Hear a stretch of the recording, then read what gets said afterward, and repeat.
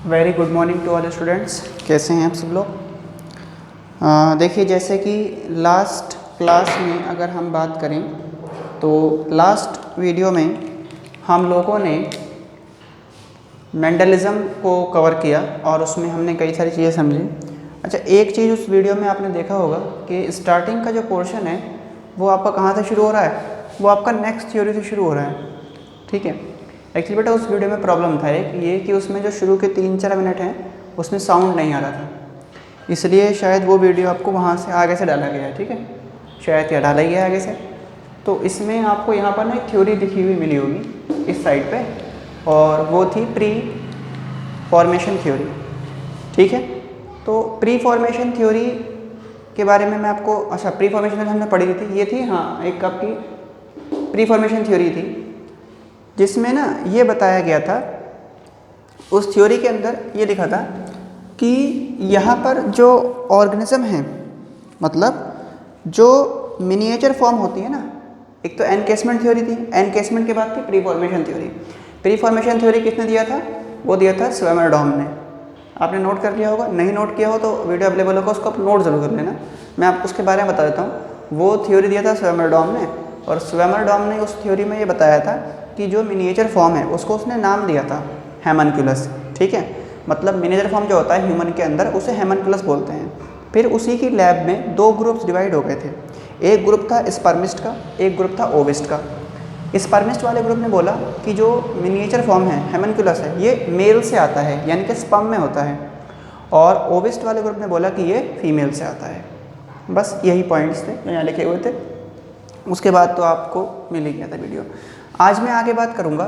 तो हमने ना ये पढ़ लिया कि जो मेंडल है, मेंडलिज्म है, उसके बारे में हमने ये पढ़ा कि भाई मेंडल ने किस तरीके से अपना काम किया, क्या क्या किया, क्या उसके रीजन थे।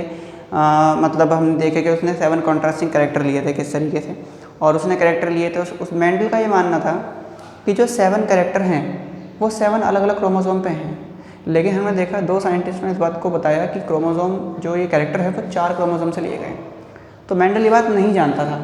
यदि मेंडल ये बात जानता होता तो मेंडल क्या करता? तो मेंडल लॉ ऑफ लिंकेज भी दे देता, लेकिन उसको ये बात पता नहीं थी।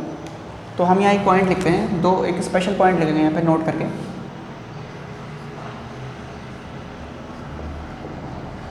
उसी पॉइंट के लिए लिख रहे हैं हम। ठीक है, Mendel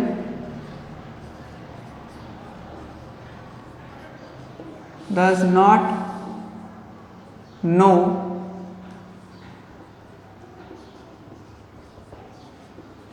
about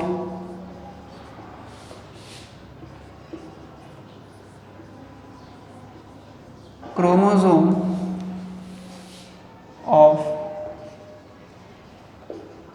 garden pea from which these 7 character taken, hence he was not able to give law of linkage, ये लॉ ऑफ लिंकेज नहीं बता पाया। ठीक है, तो ये बात हुई। इसके अलावा मेंडल ने क्या करा था? मेंडल ने 14 pure line plant breeding variety select करी थी गार्डन पी की। तो Mendel select 14 pure plant breeding varieties, 14 plant breeding pure plant breeding varieties इसने सेलेक्ट करी थी 14। ठीक है, ऑफ पी प्लांट। अब देखो एक बात समझना ध्यान से, 14 तो इसने वैरायटी ली थी। कैसे 14 वैरायटी कैसे ले ली इसने 7 कैरेक्टर लिए थे ना, तो 7 थी डोमिनेंट वैरायटी ली, 7 dominant pure line, pure line P plant variety. 7 dominantly और 7 कैसे लिए इसने, 7 recessive pure line P plant, 7 लिए रिसेसिव, ठीक है। तो इस तरह इसने अपना काम किया।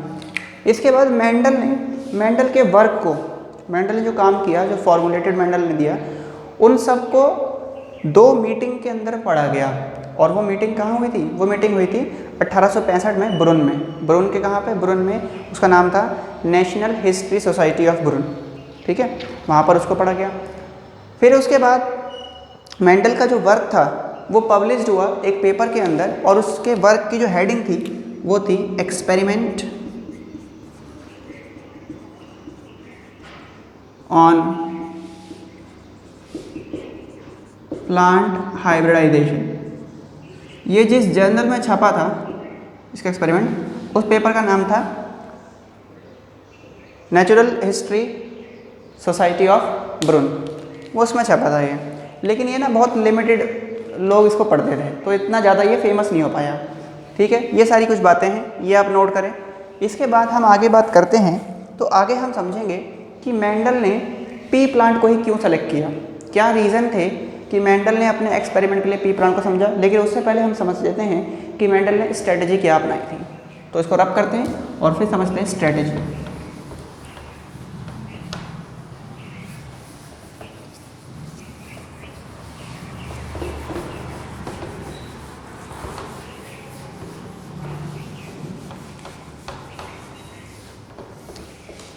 तो देखिए, हम बात करते हैं strategies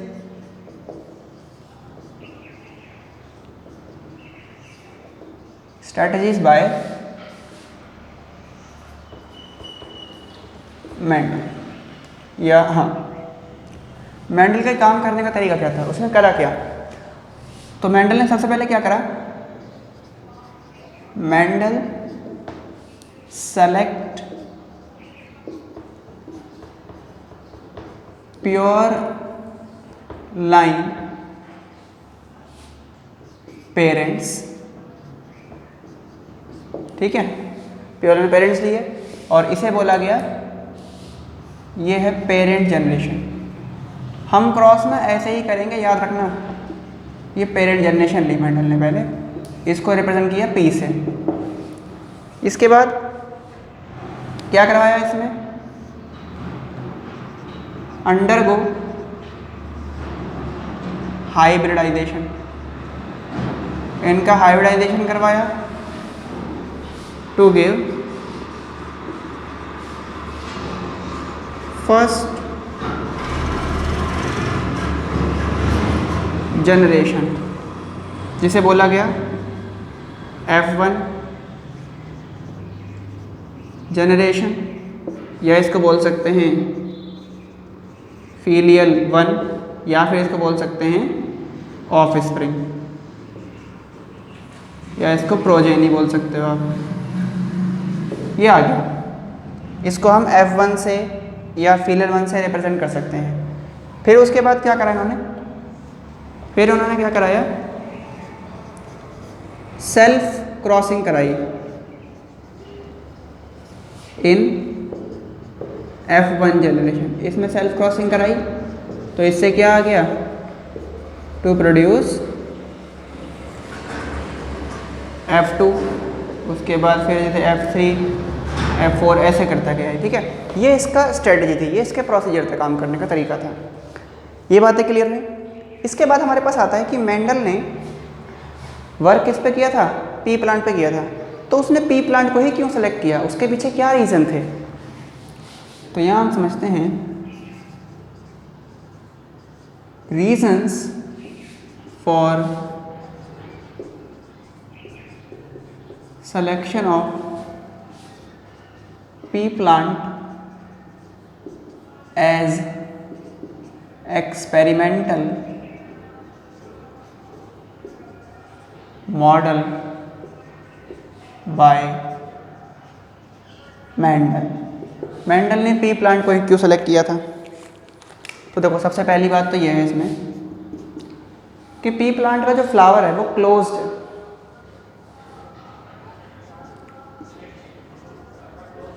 flower is closed flower है, हेंस सेल्फ पॉलिनेशन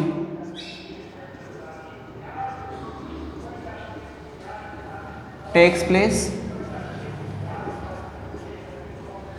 विच गिव्स, जिससे क्या होगा, जब सेल्फ पॉलिनेशन आएगा तो प्योर लाइन आएंगे, which gives pure line plant and do not show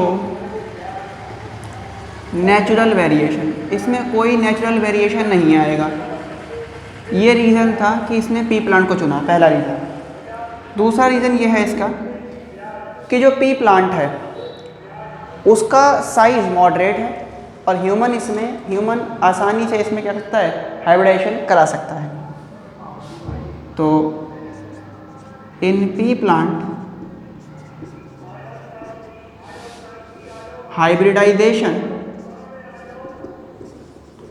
hybridization can be done by human easily। इसके अलावा जो पी प्लांट है, पी प्लांट जनरेशन की इसकी प्रोडक्टिविटी ज़्यादा होती है, ये ज़्यादा प्रोडक्शन करता है, तो हाई प्रोडक्टिविटी ज़्यादा होने से क्या होगा, आपके पास नंबर ऑफ ऑप्शन ज़्यादा आएंगे। इसके अलावा जो पी प्लांट है वो पेरिनियल है, तो एक ही सीज़न में अपनी जनरेशन को प्रोड्यूस कर देगा, तो रिजल्ट जो है हमारे को जल्दी दिख जाएगा। ठीक है, ऐसा नहीं है ना कि मैं मान लो आपने ऐसा प्लांट चुन लिया जो 12 साल में एक बार फ्लावर दे रहा है, तो आपने उसको प्रोडक्शन कराया, अब 12 साल तक वेट कर रहे हो, 12 साल के बाद रिजल्ट उसका नोट करेंगे। ठीक है, तो यहाँ पर क्या है,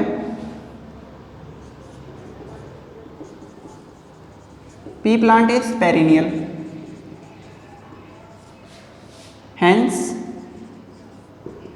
it gives new generation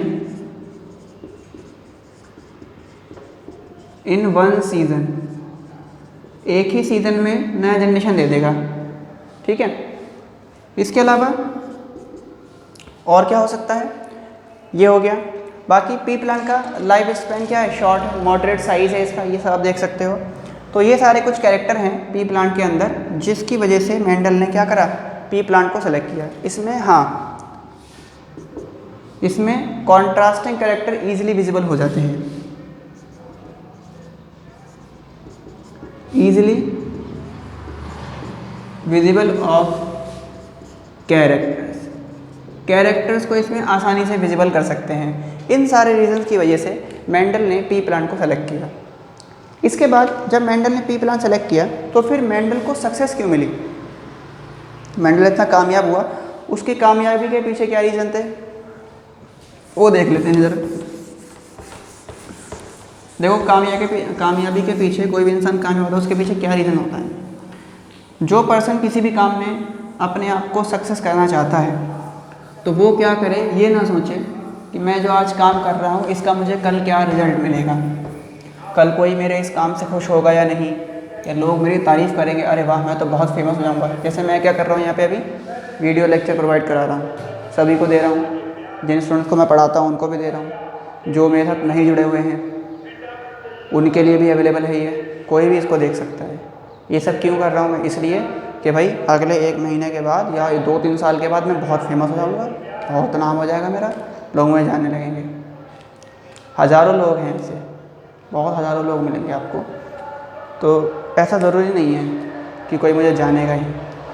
लेकिन क्या है कि जो मेरा काम है वो मैं तो ईमानदारी से करूँ, कल जो होगा वो देखा जाएगा, जानेगा तो ठीक, ना जानेगा तो ठीक, अपन तो जैसे हैं भाई वैसे ही रहेंगे।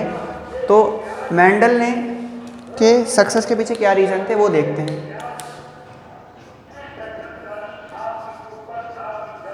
रीजंस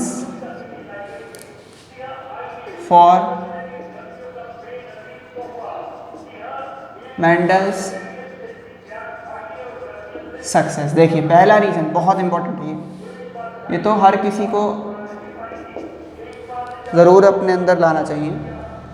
मेंडल जो था ना, ही इज़ या ही वाज, क्या कहते हैं, मेंडल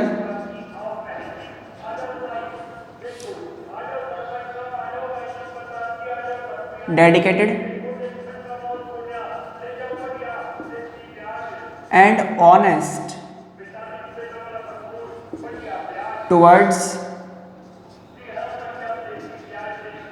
हिज वर्क।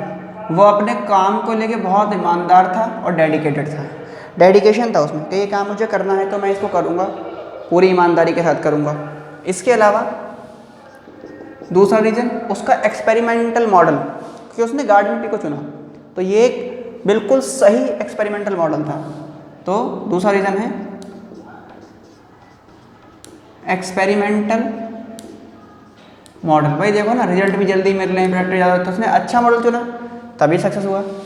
इसके अलावा तीसरा जो इसका रीज़न था मेंडल के सक्सेस का, वो ये था कि मेंडल ने सारे जितने भी उसने डेटा कलेक्ट किए थे, हर छोटे से छोटे एक्सपेरिमेंट को, उस डेटा को उसने रिटर्न किया था। तो मेंडल नोट एवरी डेटा, हर एक डेटा को उसने नोट किया। मेंडल डू नॉट मैनिपुलेट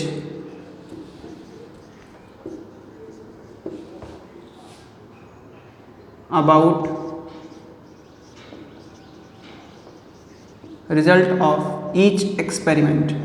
उसने हर एक एक्सपेरिमेंट के रिजल्ट को ना मैनिपुलेट नहीं किया कभी भी, जो एग्जैक्ट रिजल्ट आया उसी को उसने लिखा। ऐसा नहीं है कि मान लो एक्सपेरिमेंट कर रहा है उसमें, अरे यार ये नहीं आया, चल लिख दे, ये हो गया ख़त्म, ऐसा नहीं करा मेंडल ने। ठीक है। इसके अलावा मेंडल ने क्या किया, और मेंडल ने एक टाइम पर एक ही एक्सपेरिमेंट, एक ही कैरेक्टर के इनहेरिटेंस को स्टडी किया, यानी कि एक टाइम पर एक ही काम किया उसने। तो Mendel study inheritance of one character eight one time.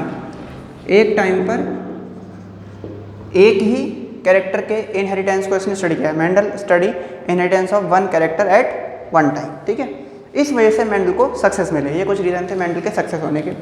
लेकिन इसके बाद मेंडल ना 1884 में मर गया था किडनी डिसऑर्डर की वजह से, आपको पता है।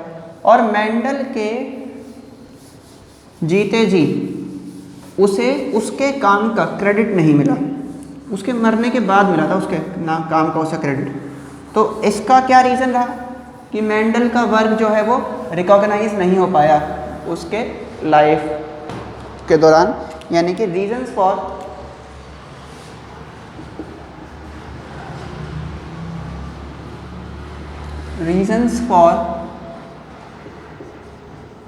Non recognition of Mendel's work. देखो क्या रीज़न थे। सबसे पहला रीज़न तो बहुत इंटरेस्टिंग है। इसमें क्या था कि जब मेंडल काम कर रहा था ना, जब मेंडल अपना वर्क परफॉर्म कर रहा था, वो टाइम लोग सारे जो साइंटिस्ट थे वो सब बिजी थे। किस में बिजी थे? वो सब डार्विन की थ्योरी में बिजी थे, क्योंकि उस टाइम पे ना डार्विन बहुत फेमस था और सब लोग डार्विन की बातों में लगे हुए थे कि डार्विन कुछ थ्योरी दे रहा है, उसको पढ़ने में लोग बिजी थे। मेंडल की तरफ किसी का ध्यान नहीं गया। तो पहला रीज़न क्या है इसमें? फर्स्ट है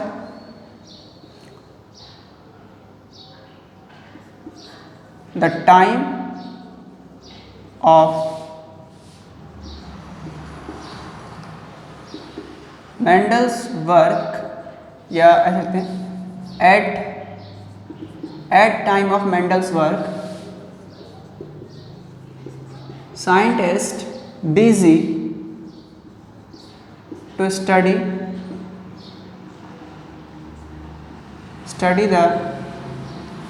about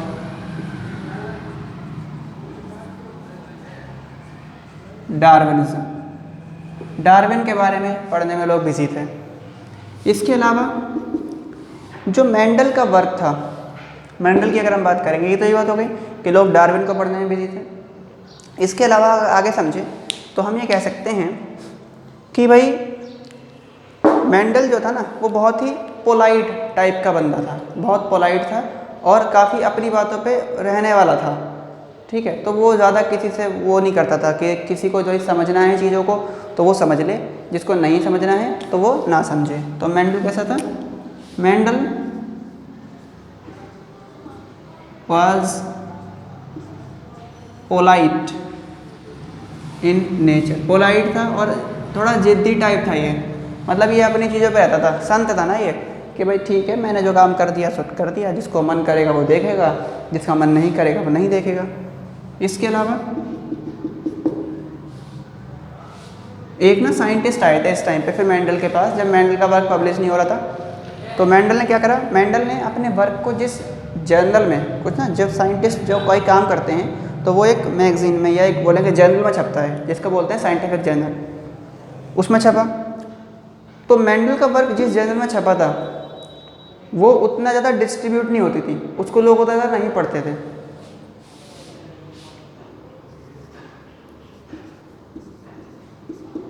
Mendel's work was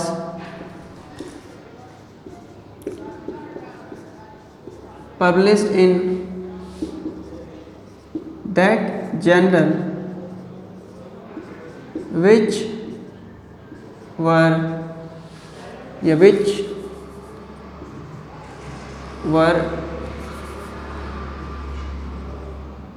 distributed limited.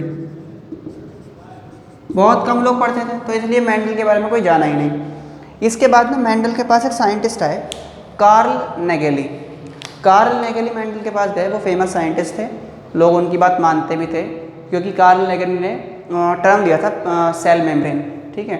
तो कार्ल नेगेली गए, कार्ल नेगेली ने ये बोला उनसे, मेंडल से, कि मेंडल तुम ना परेशान मत हो, तुम एक काम करो, तुम्हारा जो भी वर्क है ना जो तुमने किया है वो मैं अपने जर्नल में उसे छपवा दूंगा और उससे तुम्हारे ही नाम से रहेगा और तुम्हें क्रेडिट मिलेगा उसका।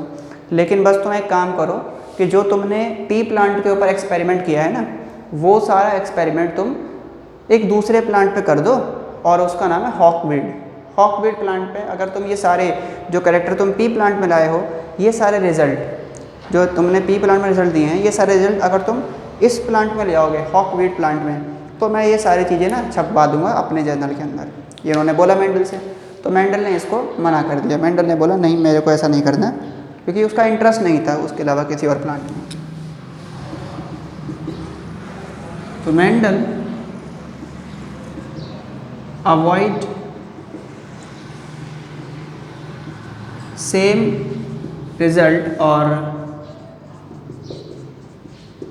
Experiment in different plant like hawkweed suggested by